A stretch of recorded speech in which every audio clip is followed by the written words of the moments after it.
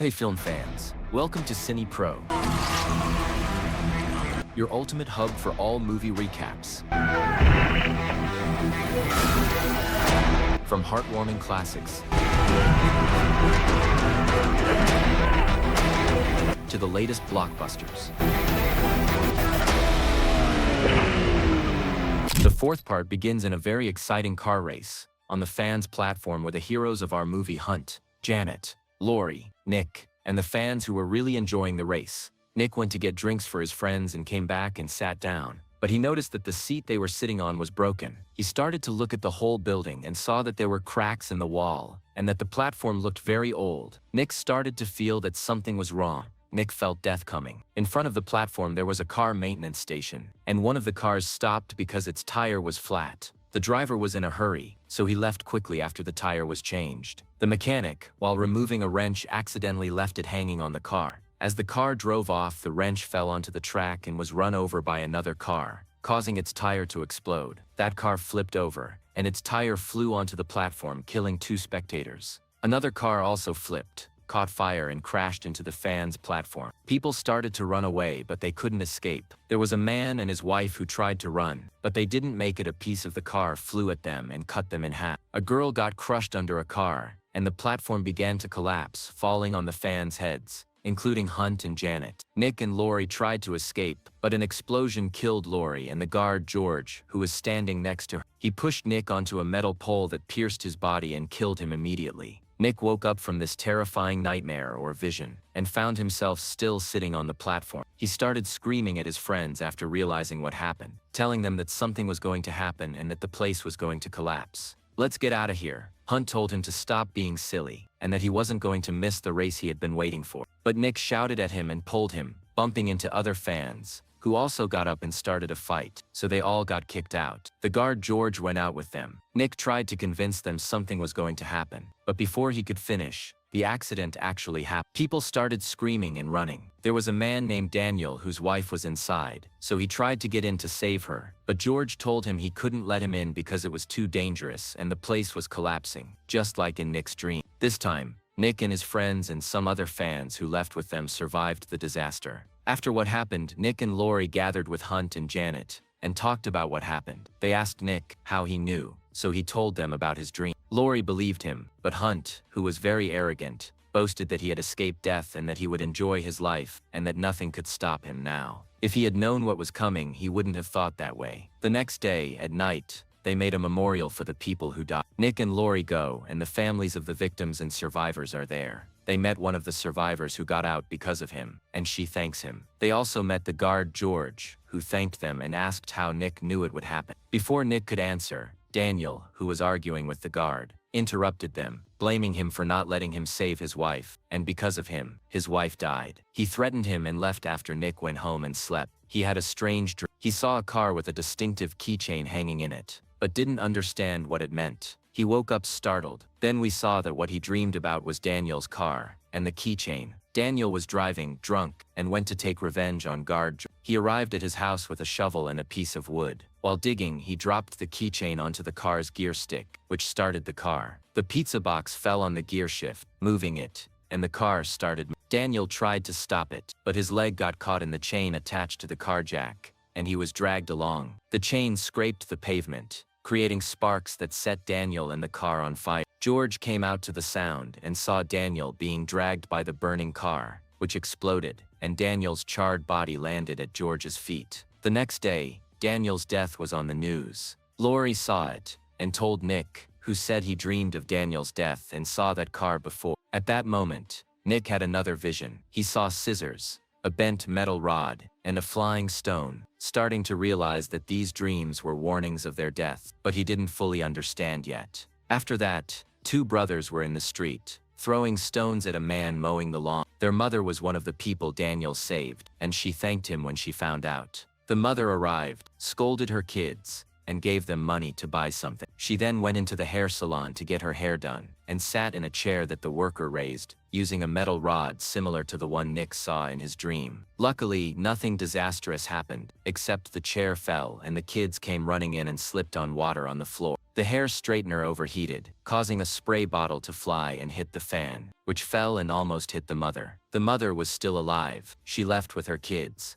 and the man was still mowing the lawn outside. His small mower ran over a stone the kids had thrown, launching it into the mother's eye and killing her. News of her death reached Nick, who gathered his friends again, trying to convince them that this was serious and that they could all die. But Hunt thought he was Superman and couldn't die, while Janet was too scared to believe it was real and leaves. Nick stayed with his friend Lori, telling her everything, and she believed him. They went to check the surveillance cameras to see who they needed to warn and discovered someone wearing mechanic's clothes. They found out where he worked from the shop's name on his uniform, and went to him to explain what happened, but he didn't believe them. In the garage, the winch that was lifting one of the cars started lowering it toward the mechanic, but it didn't hit him. He was just a few centimeters from death. The mechanic told Nick, "Don't worry about me. We were supposed to die. That car should have killed me, but I just barely made it out." He didn't complete his words, and the crane flies from its place and crash into the fire extinguishers, causing an explosion. The mechanic's thrown forcefully against the fence, getting sliced into pieces. Then, Lori asks Nick who was harmed, and he tells her that both Hunt and Janet were hit at the same time when the platform fell on them. Nick goes to save Hunt and George, and Lori go to Janet. Nick rushes to Hunt to warn him, but Hunt was just enjoying his life at the pool, not thinking about anything, just walking by the pool. A little boy was pestering him and splashing water on him. Because Hunt was with a child, time slipped away and the child took his water gun and put it aside, but the gun fell on the pool controls and activated the water suction system. As Hunt was sitting, a coin fell from him into the water, so he went down to get it, but the suction vent pulled him in, and Hunt started getting sucked in. Nick arrives looking for him, but Hunt is underwater and can't get out. The suction gets stronger and stronger until Hunt is sucked in and dies, his blood coming out in the pool and the suction device. At the same time, Janet is at the car wash and sends a message to Lori to tell her she's there and will call her after she finishes. When she enters the car wash, her car, which had a problem with the sunroof opening and closing by itself, suddenly experiences an electrical issue. The conveyor belt stops, and the car is stuck inside. Janet tries to get out, but can't. Then the sunroof opens, water starts pouring into the car and a big pipe above the car comes loose, pouring water on Janet. The car fills with water. Janet sticks her head out the sunroof, but can't get the rest of her body out. The car wash starts working again. The car moves, but luckily Lori and George arrive, push Janet's car from the other side, and Lori saves Janet. After saving Janet, George tells Lori, there are two possibilities. Either we've broken the death cycle by saving Janet, or it's not over and it's coming for us. He says he doesn't mind dying so he can go to his wife who left him. The same day Nick and Lori goes to Lori's house, but they found him hanged but still alive, so they saved him and started telling him he's crazy for acting like this. He says he wants to die his own way, tried to commit suicide many times, but always failed, swallowed a lot of drugs, but survived. So Nick and Lorraine told him, this means that we broke the chain and curse of death, and that we are safe. So they celebrated and were happy. The next day Nick has another vision, and remembers it's not George's turn, but another man who didn't leave with them, because rocks fell on him, but they saved him and took him to the hospital. He says he'll check the hospital,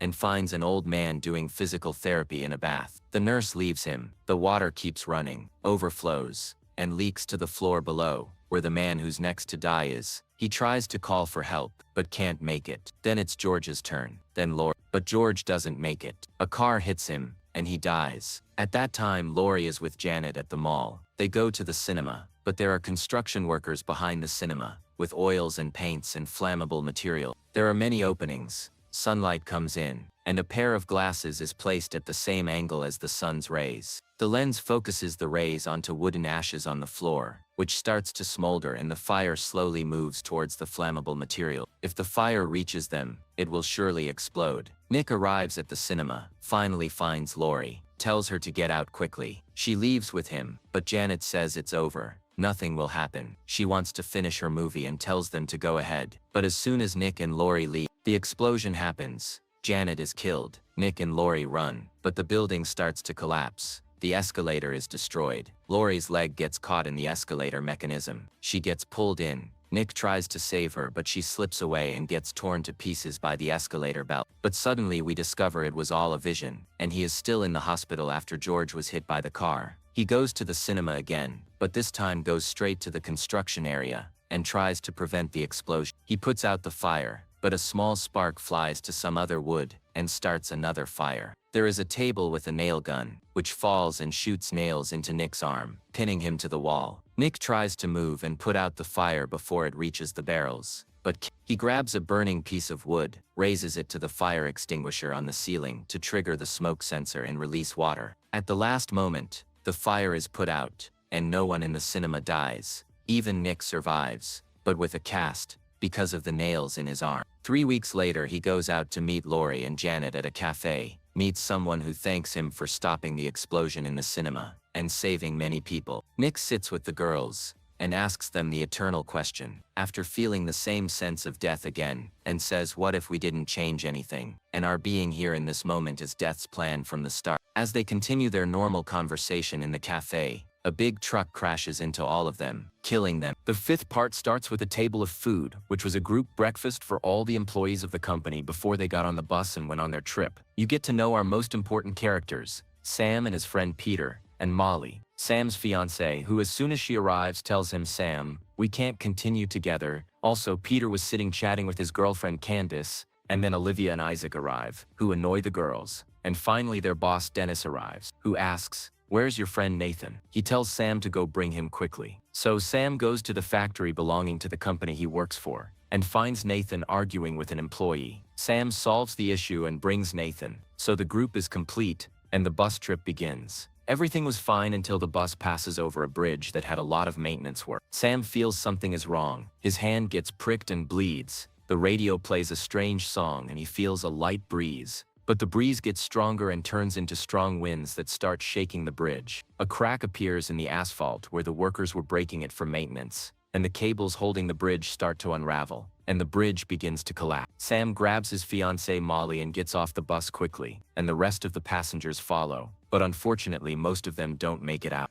The first is Candace, who falls off the bridge onto a boat passing underneath, and Isaac is still inside the bus, which falls into the water and he drowns and dies. The rest try to cross to the other side of the bridge on an iron beam connecting both sides. Molly succeeds and crosses. Then Olivia, who can't see because her glasses fell off and the beam gives way. Olivia slips into the water and survives for a moment, but a car falls on her and kills her. Nathan was running after Sam, but another cable gives way and pierces him, cutting him in half. Dennis gets asphalt poured on his head, which burns and kills him. Only Molly, who made it to the other side, Peter and Sam, who are hanging onto the fence, remain. But the fence is weak and about to fall, and there was a car with iron rods which fall on Peter and tear him apart. Only Sam is left hanging, and Molly, his fiancée, is above trying to help him, but she can't make it in time. An iron plate falls from the car and literally cuts him in half. Only Molly remains as the sole survivor of this massacre. Sam wakes up from this vision and finds himself still on the bus, his hand pricked just like in his vision. The same song starts playing on the radio. Sam panics, realizing something is wrong, so he runs off, taking his fiancée Molly with him. The manager Dennis tells Peter to go get them, so Peter goes down with his girlfriend Candace, as well as Olivia, Nathan, and even Isaac, and Dennis comes down too. They all get off and the bridge really starts to collapse just like in the dream or vision. But this time those who got off manage to cross to the other side and are safe before the bridge splits. The police started investigating Sam and suspected that he was a terrorist and he exploded the bridge while he was telling them what happened, but no one believed him. But luckily, after they investigated the incident, they confirmed that the reason for the bridge collapse was the strong winds and nothing more. After that, at his colleague's funeral, everyone was asking Sam how he knew. He tells them that he was dreaming and that this is all that happened. The Undertaker interrupts them and tells Sam, "Be careful, you can't cheat death." After the funeral, Sam returns to his normal life and his job at the restaurant. On his way home, he passes by his fiancée Molly and asks her why she wants to leave him. She tells him it's because he's going to work in Paris and she can't go with him, so they can't continue together. The next day, Peter is with his girlfriend Candace, who was getting ready to go practice her gymnastics routine. She was a bit scared and uneasy, but Peter encourages her, so she wiped her hands in the sand so she wouldn't slip and go up to the wood and start doing her movements. But there was a nail on the wood she was practicing on, but luckily Candace finished the movement without stepping on it. Then she came out to do the second movement. And one of her colleagues went up to the wood, but this time her colleague stepped on the nail and on the sand poured on the fan. So Candace's face came out while she was practicing, and got into her eyes. So she was shaken from the stick and flew and fell to the ground, and she was broken and divided into 2 pieces. Sam arrived at the place after Candace's death to stand with Peter, but he noticed that the same undertaker they saw at the funeral was standing there. And after her house gathered all the employees in the office and they sat talking about what happened. But Isaac is going around his dead colleagues' desks, stealing their stuff. He finds a free massage voucher at a spa and decides to go, leaving his friends who were listening to Peter rant about Candace's death. He says he saw how Candace died and that he should have saved her life. He feels very guilty and angry and breaks the glass in his hand. Dennis, the manager, sees what happened and calls the officer who is still investigating the accident and Candace's death, still suspicious. Isaac goes to the spa and starts flirting with the receptionist, who takes him to the masseuse, whom is her grandmother. She starts giving him a massage and cracks his bones, making him scream in pain. Then the lady brings some acupuncture needles to put in his body, but he tells her she has to sterilize them first. She brings some alcohol and sterilizes them, then starts putting the needles all over his face, chest, and stomach. While this is happening, his phone rings, so the lady takes it and puts it on a shelf next to a candle. After she finishes the needles, she leaves and tells him to sleep for half an hour. But there was incense burning, and a piece falls onto a piece of paper, starting a fire. Isaac gets scared and tries to scream, but no one hears. He tries to get up but slips on his face, and all the needles go deep into his body. The alcohol spills onto the floor, and he was still alive after all these needles had entered him, and he tried to get them out, but he couldn't. And his phone was ringing, so a candle fell from the shelf because of the vibration of the phone and fell on the alcohol, and the fire gets bigger, making the fire worse. He barely escapes the fire, but in the end a piece of wood falls on his head and flattens. The gang hears the news of Isaac's death, so they go to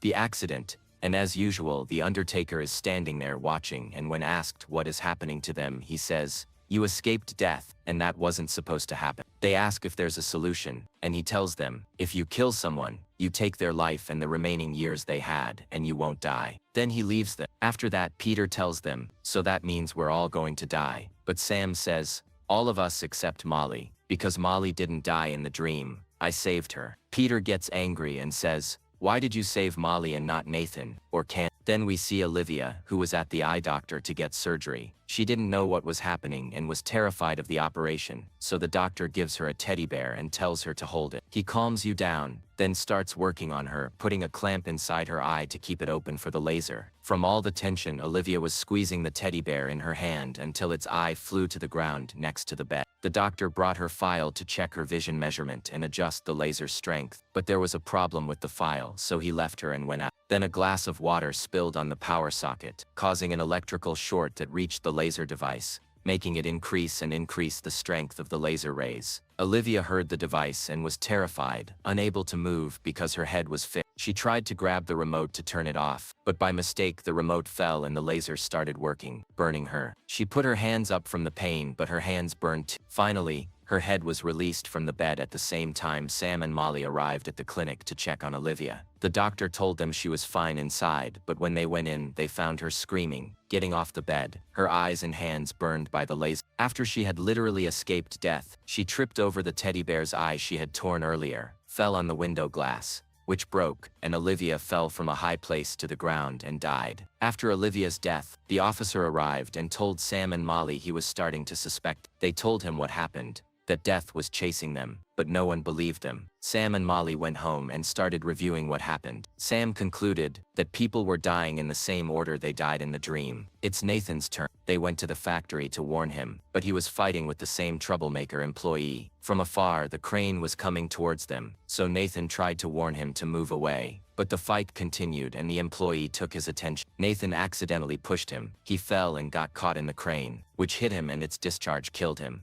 Nathan called the officer and told him Peter threatened him. Then Peter left the factory, and Sam and Molly arrived. Peter started asking Nathan, did you kill this man and take his life? Nathan said no, but Peter replied, but you pushed him. Nathan said it was by accident, but Peter insisted, still, you took his life. Then he said, the turn passed you, so Sam asks him, whose turn is now? But before he answers, Dennis comes to see what is happening and a wrench flies to his head, splits his head, a half. After all of this, Molly and Sam say that this makes the next one now is Peter, and then me. But I'm not going to hide like a coward. I'm going back to work at the restaurant. And he really went. But the kitchen was full of a million ways to die. After he finishes work, he sits with Mari, whom has prepared for her a romantic dinner after the restaurant closed. But Peter interrupted their dinner and came in looking suspicious and abnormal. He told Sam and Molly that he tried to kill anyone so death would leave him, to the point he almost pushed his daughter in front of a bus. But his conscience stopped him. No one deserves to die. He looked at Molly strangely and told Sam, but Candace didn't deserve to die either. Just because Candace died, doesn't mean Molly has to die for me to take her life. He pulled out a gun and fired, but didn't hit anyone. Then they heard the police officer, who had been watching Peter after Dennis reported him. Sam and Molly ran to the kitchen, hiding from Peter, who was chasing them. The officer came in, surprised Peter from behind, but Peter shot and killed him. So Peter took the officer's life and became safe, and now it's Sam's turn. But he wasn't going to let Molly live because she saw what happened. Sam tried to save her, fought Peter fiercely with all the kitchen tools. After the gun fell from Peter's hand onto the gas tank, Peter hit Sam, who fell to the ground. Peter grabbed a knife to kill Molly, but Sam came from behind and stabbed him with a skewer, killing him. Molly told Sam, "Now the officer's life has transferred from Peter to you. You're safe." Sam said, "How can we be sure?" The gun on the gas tank fired, but the bullet didn't hit Sam, so he was sure he was safe. 2 weeks later, Sam and Molly decided to travel to Paris after everything that happened. We discover they were on flight number 180, the same plane that crashed in the first movie. When Molly and Sam sat in their seats, they saw the students fighting and getting off the plane after one of them had a dream the plane would crash. Then the plane took off. Sam put on music, but heard the same song that played on the bus before the accident. Then his hand got stuck and injured, and suddenly the plane exploded from the movement, breaking in half. Molly flew. Sam tried to grab her, but the whole plane exploded and Sam and Molly died. So Nathan was the only survivor who escaped death after killing the employee who worked for him and took his life. He was sitting in the employee's funeral when another employee came to talk to Nathan and told him it was good the employee was gone, because he already had a brain tumor and the doctor said after the autopsy that he only had 2 days to live anyway. Nathan thought about this and realized that the life he took would end soon, because the employee was supposed to die. In seconds, the engine exploded, and Nathan was killed, and that's the end. After death finished them all.